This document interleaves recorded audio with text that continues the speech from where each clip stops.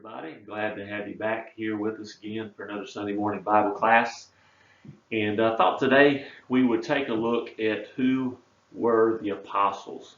You know, maybe you've already seen them this morning as you're watching the big class with your kids, or you've heard those Bible drills before, but one of those drills we go through with the kids, teaching them, is the name of the apostles. And so, have we ever sort of just, had a lesson to kind of say, well, who exactly are the apostles? Who were they? And so, let's just take a look this morning, a little bit glimpse of who they were, how they were different, how they were the same, and see how we can learn from them as well. All right, so what is it that we know about the disciples, or specifically uh, what will be the apostles? Well, you'd be surprised to find that they're really a lot like you and me. They remind us that the Lord uses very ordinary people, just like you and me, to do very extraordinary things if we're willing to do those things. So we're going to find, if you want to go to Mark chapter 3, and you're going to find that Jesus chooses them. It's been about a year after his baptism, remember, in the Jordan River by John the Baptist. And Jesus has been working miracles. He's been preaching. He's been traveling around Galilee and had many followers. But let's go and let's read real quick. It's starting at verse 7. This is Mark chapter 3. It says, "And Jesus withdrew his disciples to the sea, and the great multitude from Galilee followed him, and from Judea, and from Jerusalem, and Idumea, and beyond the Jordan, and those from Tyre and Sidon, and great multitude, when they had heard about how many things he was doing, they came to him." And so he told his disciples that a small boat should be kept ready for him because of the multitude, lest they would crush him. And he healed many, so that as many had afflictions pressed about him to touch him. And the unclean spirits, whenever they saw him, fell down before him and cried out, saying, "You are the Son of God." But he sternly warned them that they should not make him known. Now, this is what's going on leading up to. Now look at verse 13. "And he went up on the mountain, and he called to him those he himself wanted, and they came to him. And he appointed 12, that they might be with him, and that they might send him out to preach, and to have power, and to heal sicknesses, and cast out demons." And then you look at verse 16 through 19. That's when he starts to list all of the names. In fact, you're going to find this list 3 times in the Gospels. But here's a sort of a trivia question for you, and you can look it up real quick. Whose name is always first on the list, and then whose name is always last on the list? On all 3 occasions. Kind of interesting. All right, so what we find out about these 12 is they have very diverse and political views. Matthew, a tax collector, basically means he sold out to the Roman government to collect taxes for them. He sold out his own people. And on the other hand, you have one that's called Simon the Zealot, which basically means he was a patriot. He was a Jewish patriot. He was ready to give his life to free Israel from this, Roman domination. And so you had 2 guys on the opposite ends of the spectrum when it comes to political views. You got at least 4, possibly up to 7, we're not 100% sure, that were fishermen. Some had trade, some had craft, so they were very diverse in their personalities, in their political views. They were, sometimes would say, polar opposites of some of them. And that shows the beauty of what Jesus was doing here, to show that when people have the same mindset, when they have the same goal, they can work together no matter what their background is, no matter what their past is. What else do we find about these? Well, as I said before, they're ordinary. In fact, there was a book that was put out several years ago that was called 12 Ordinary Men, that talked a little bit about the descriptions of each of each one of these men. They were ordinary. It doesn't seem like when Jesus chose them there was anything specific or anything like royalty that was about them of why they were chosen. In fact, if you remember back in Acts chapter 4, I believe is around verse 13, Peter and John, they were there preaching, and they're probably going to be your most prominent of the 12 apostles that are mentioned quite often. They're preaching before the Sanhedrin, and then it says, like the members, they were astonished when they see Peter and John's boldness. Well, why did they see that? Well, look over in Acts chapter 4, in verse 13. It says, and they saw the boldness of Peter and John, and perceived that they were uneducated and untrained men, and they marveled, and they realized that they had been with Jesus. So even those on the outside saw these 12 apostles as very ordinary men. Secondly, they were often disappointing. Again, we talked about how the apostles are a lot like you and me, and this falls into our category as well. You know, the Gospels, as you read through them, they very clearly reveal the imperfections and the weaknesses of the 12 apostles, and how they often disappoint the Lord. For example, remember the disciples? They personally heard Jesus teaching about faith, and they saw him demonstrate his power and many miracles. And yet, how many times do we hear Jesus specifically saying to his disciples, "You of little faith"? In fact, if you look over, I believe it was in Matthew chapter 8, they had just seen these series of miracles. In fact, it was one day when they saw a bunch of miracles, and one of those miracles was seeing Peter's mother-in-law healed. And then they were sailing on the Sea of Galilee. Well, Jesus goes to sleep, a storm comes, and they're all basically waking up Jesus saying, "Oh, we're about to die, we're about to drown," and Jesus has to rebuke them. There's other occasions where some of them were fighting over who's going to sit beside Jesus. We know the stories of Peter and his mistakes. And this just goes to show you that Jesus did not choose perfection.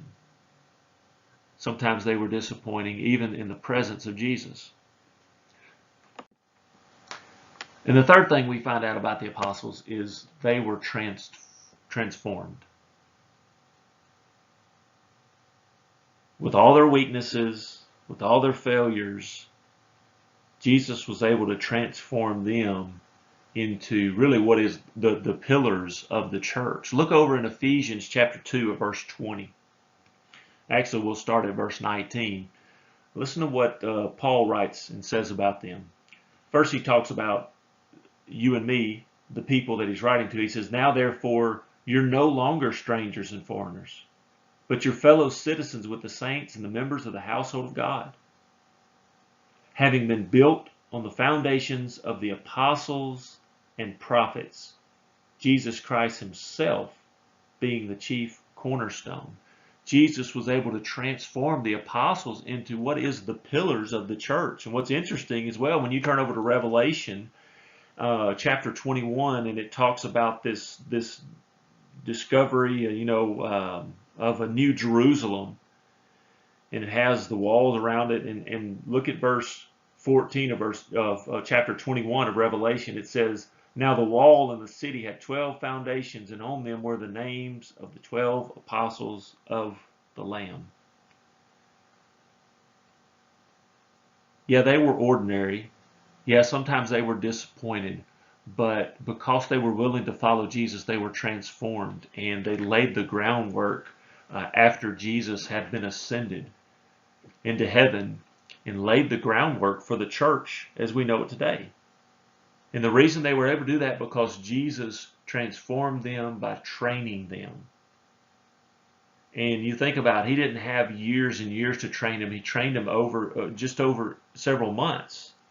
He taught them how to pray. He taught them how to forgive. He taught them how to serve one another. He gave them this moral or this instructions to live by. and then to pass on to other people. How familiar does that sound to you and me? Where Jesus wants to transform us. He wants to transform us so we know how to pray and how to forgive and how to serve other people. That is the goal, is to be in the likeness of Jesus, just like the apostles were in the likeness of Jesus once Jesus left this earth.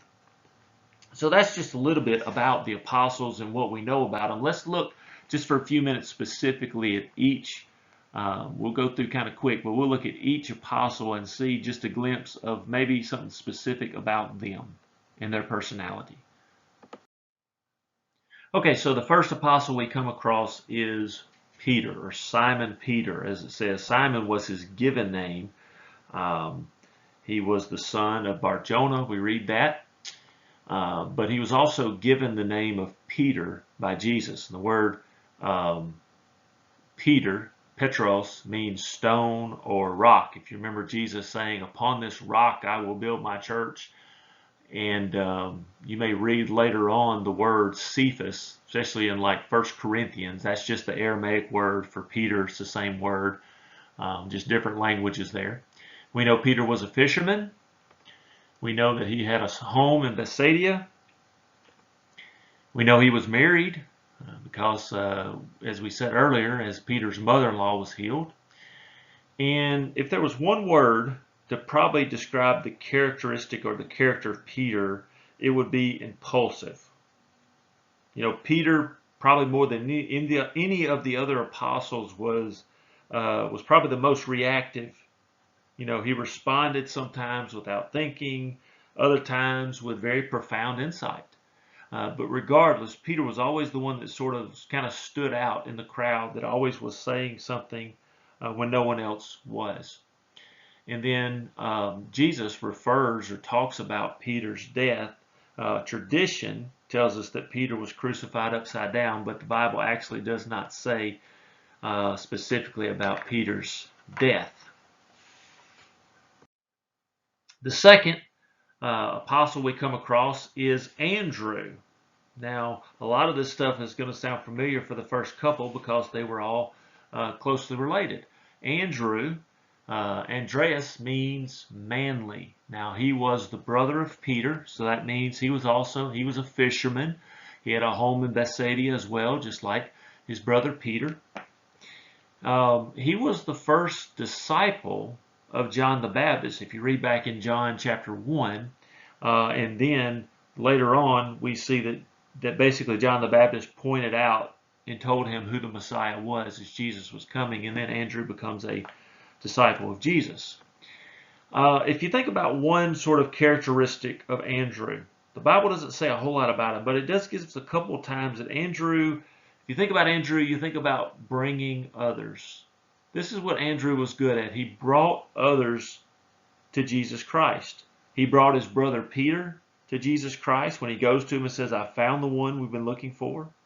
You remember the story of Jesus feeding the large group of people? Well, Andrew was the one in John 6 who brought the young boy to Jesus when everyone else was wondering, well, what are we going to do?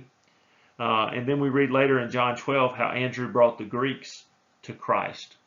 Again, Andrew's death is not specifically mentioned in the Bible. Tradition says he was crucified in Greece, and there's some other sort of tradition, but I don't want to get a whole lot in tradition since the Bible doesn't specifically speak of that. The third apostle we come across is the apostle of James. Now, James was the brother of John, and the word James is actually just the English form of the word Jacob, and it means supplanter. So we come across a lot of James, a lot of Jacobs in the Bible, so let's make sure we got the right one. So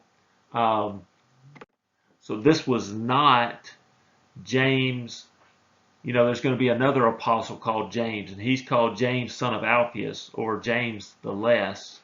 Also, we read about a book in the New Testament entitled James that James wrote. That is not this James. That James was the stepbrother or the brother of Jesus.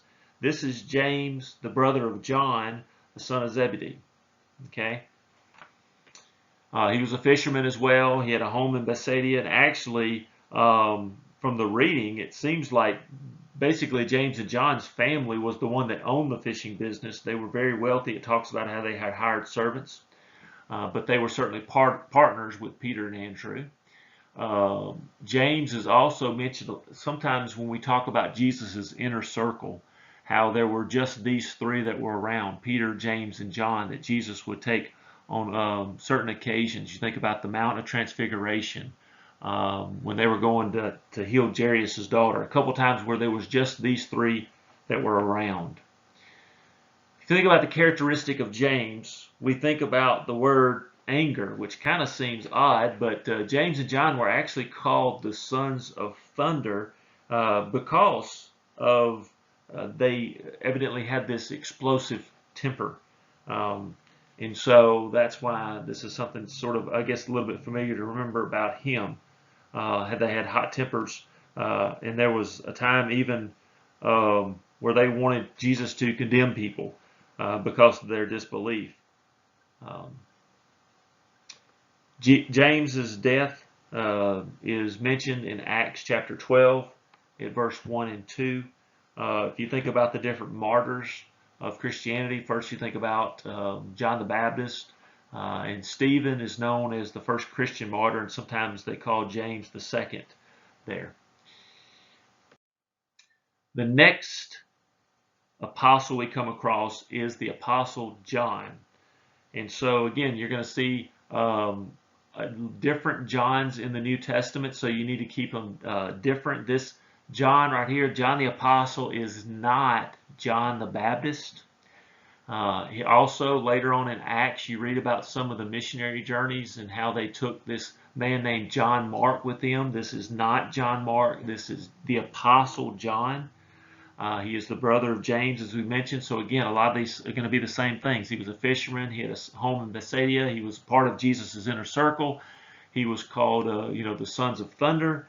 But something a little bit different about John is later on in life, he's going to be called the Apostle of Love.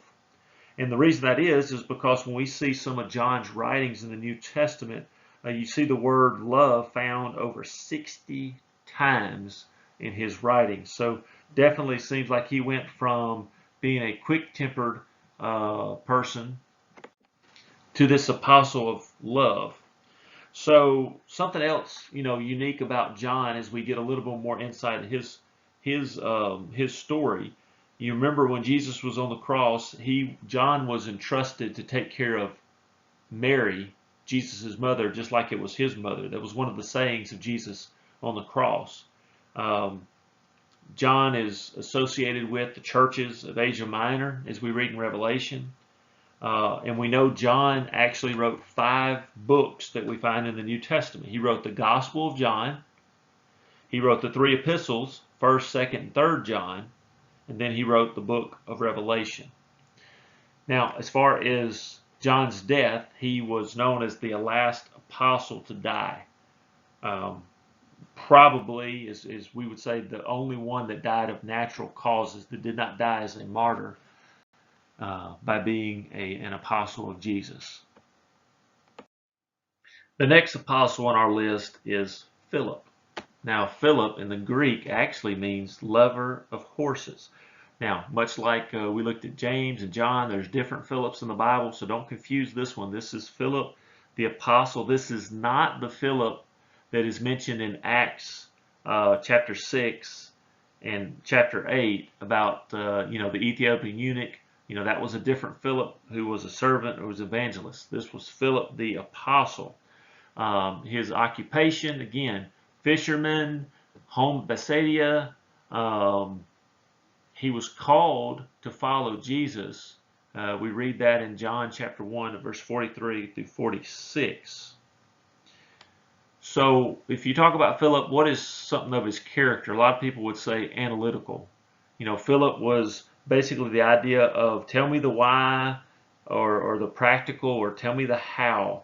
That's how he approached things with God. He didn't follow blindly. He wanted to see it before he could believe. So that's just a little bit about Philip. We don't have a whole lot about him recorded, and in fact, there's nothing really said about the Apostle Philip after Acts chapter 1 at verse 14. His death, again, tradition says he preaches in a lot of different places, but he was crucified and then stoned to death. But again, the Bible doesn't specifically tell us what happened. The next apostle we come across is Nathaniel or Bartholomew, depending on where you're reading it. We see them listed as the 12 apostles, but the names are never together. If you look at Matthew, Mark, and Luke, Bartholomew is listed as one of the 12, but in Nathaniel it's not. In John, Nathaniel is the one that's talked about, but Bartholomew is a miskin. So most scholars put these together as this is the same person, just known by two names, just like Peter was known as Simon Peter. Nathaniel, the word means gift of God. His occupation, probably a fisherman, not 100% sure. He had a home in Cana, which is about 8 miles north of Nazareth. Now Bartholomew or Nathaniel here, they were called to follow Jesus by Philip. If you read the conversion or Jesus going to Philip, and then Philip goes immediately and tells Nathaniel about Jesus as well. If we were to describe Nathaniel, someone would say maybe skeptical. We don't have a whole lot of information, but he had a skeptical nature.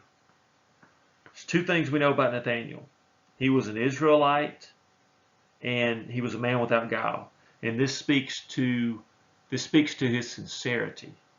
He was known as a very plain speaker. He wasn't, given to deception.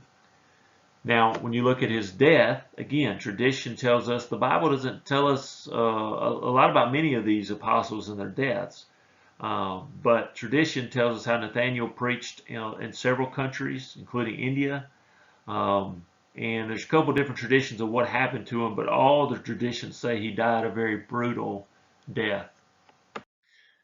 Now, Matthew's the next apostle we come across, and we do have a little more information about Matthew. We know Matthew means a gift of the Lord. He did have a surname of Levi. It's mentioned in Luke chapter 5. This may indicate some type of tribal name, but we mainly know him by Matthew. We know he was the son of Alphaeus. We know his occupation. He was a tax collector or a publican. We know that his home was in, or at least near, the city of Capernaum, or some call it Capernaum, and a lot of similarities, the connections with that town right there of why he was where he was. This is where Jesus lived, according to Matthew 4:13. This was the center of taxation, which was primarily what his job was, and this was basically the highway from Damascus to the Mediterranean, where all the fishing was, passed right through here. So it made sense for them to set up shop here. We know a lot about the call of Matthew by Jesus. So if you think about a characteristic, I didn't really necessarily put a word there, but basically if you think about Matthew, you think about him being a public servant or a government employee. The problem was he was working for the enemy, in a sense. A lot of people looked at him as a Jew. Another word for tax collector sometimes is publican. You'll read that. Basically, they were contracted by the Romans to be tax collectors, and most of them, tax collectors or publicans, were known to be corrupt. They were told to basically they would line their own pockets. They would collect more taxes than they were supposed to, and they would keep the excess. So the Romans, the government, they didn't necessarily care as long as they got their portion, and it didn't cause any problems in the public as far as some big outrage or insurrection. They were okay with it.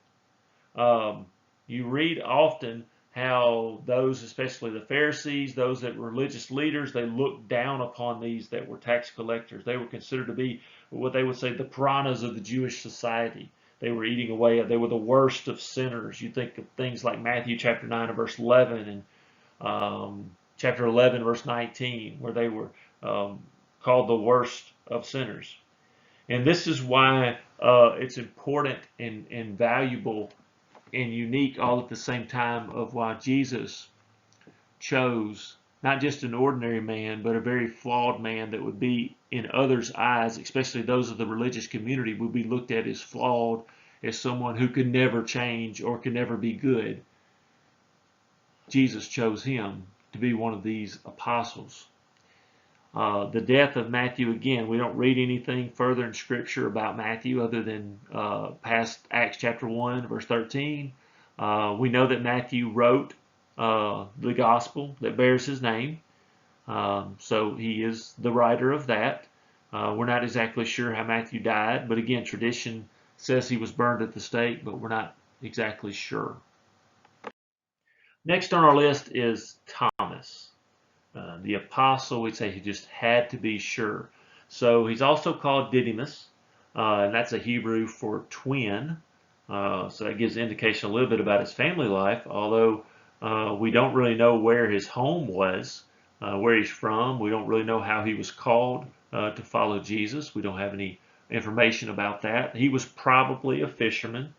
Probably the most famous thing about Thomas is you've heard before doubting Thomas, I'm sure before, by his famous saying in John chapter 20, verse 25, where he says, I want to see the hands, I want to see the print of the nails, and then I'll believe.